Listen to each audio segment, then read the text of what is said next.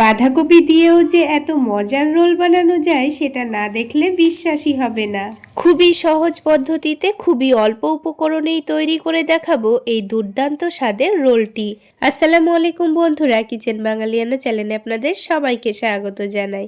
আজকে আমি আপনাদের খুবই সহজভাবে বাঁধাকপি দিয়ে রোল বানিয়ে দেখাবো। সবার প্রথমেই বড় সাইজের একটা বাঁধাকপি নিয়েছি। বাঁধাকপির ওপরের মোটা পাতাগুলোকে আমি ফেলে দেব। ভেতরের নরম পাতাগুলো দিয়ে রোলগুলো বানালেই খেতে ভীষণ ভালো লাগে। এবারে বাঁধাকপিটাকে আমি সেদ্ধ করে নেব। আর সেদ্ধ করতে মাত্র 5 মিনিট মতো সময় লাগবে, খুব বেশি সময় লাগবে না। কড়াইয়ের মধ্যে আগে থেকে পানি গরম করার জন্য বসিয়ে রেখেছিলাম। তারপর বাঁধাকপিটা দিয়ে উল্টে পাল্টে ভালোভাবে সেদ্ধ করে নেব।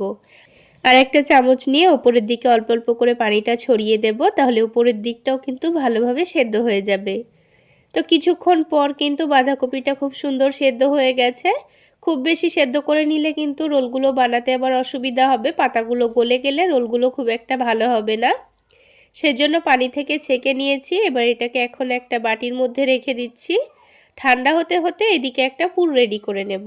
সেই জন্য কড়াইয়ের মধ্যে অল্প একটু সরিষার তেল দিয়ে দিয়েছি। তেলটা হালকা গরম হয়ে গেলে দিয়ে দিচ্ছি জিরা, তারপরে দিয়ে দেব পেঁয়াজ আর কাঁচামরিচ। পেঁয়াজ আর কাঁচামরিচটাকে হালকা করে ভেজে নিতে হবে। এবার এর মধ্যে দিয়ে দেব অল্প একটু আদা রসুন বাটা। আপনারা চাইলে আদা রসুনটা বাটার পরিবর্তে থেতো করে দিয়েও ভেজে নিতে পারেন। তো আদা রসুনের কাঁচা গন্ধ যাওয়া পর্যন্ত খুব ভালোভাবে ভেজে নিয়েছি। এবার এখানে একটা গাজর ভালোভাবে কুচি করে কেটে দিয়ে দিয়েছি। তারপর আবারও এটাকে ভালোভাবে ভেজে নেব। 2-3 মিনিট ভালোভাবে ভেজে নিতে হবে, গাজরটা যেন একটু ভালোভাবে সেদ্ধ হয়ে যায়।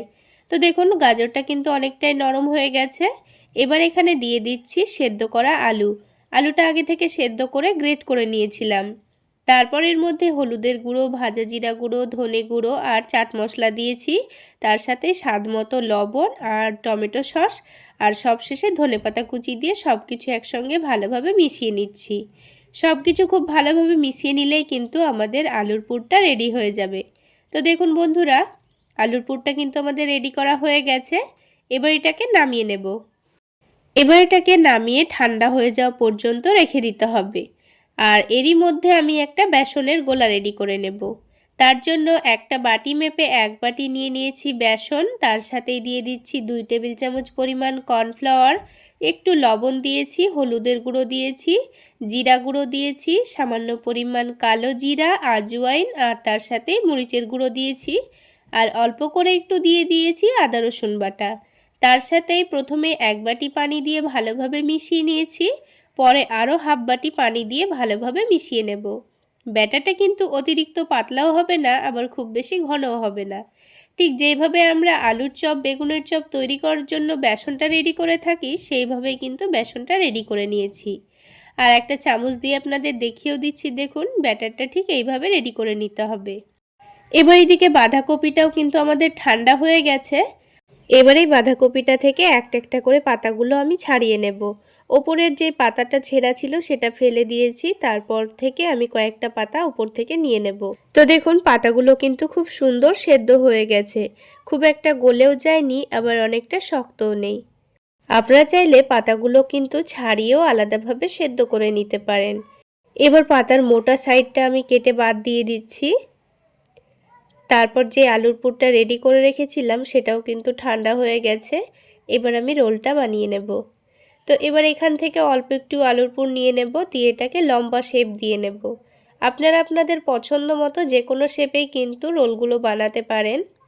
তো আলুর পুরটাকে এই পাতার নিচে দিকে রেখে দিয়েছি। তারপর এটাকে ভালোভাবে মুড়ে নিতে হবে, তাহলেই কিন্তু রোলটা তৈরি হয়ে যাবে। তো আপনারা দেখে নিশ্চয়ই বুঝতে পারছেন আমি কাজটা কিভাবে করে নিচ্ছি। তো দেখুন বন্ধুরা, একটা রোল কিন্তু আমাদের তৈরি করা হয়ে গেল। ঠিক একইভাবে কিন্তু প্রথমে সবকটা রোল তৈরি করে নিতে হবে। এবার যে বেসনের ব্যাটারটা আমি রেডি করে রেখেছিলাম সেখানে হাফ টেবিল চামচ মতো বেকিং পাউডার দিয়ে দিয়েছি। এবার আবারও ভালোভাবে মিশিয়ে নেব।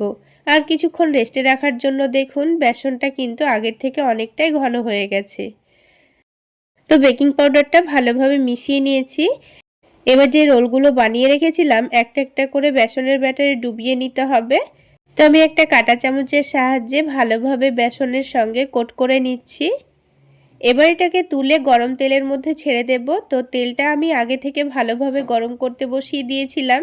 তেলটা ভালোভাবে গরম হয়ে গেছে। এবার এখানে একটা রোল দিয়ে দিয়েছি, আরও একটা দিয়ে দিলাম। তো আমি একসঙ্গে দুটো করে রোল ভেজে নেব।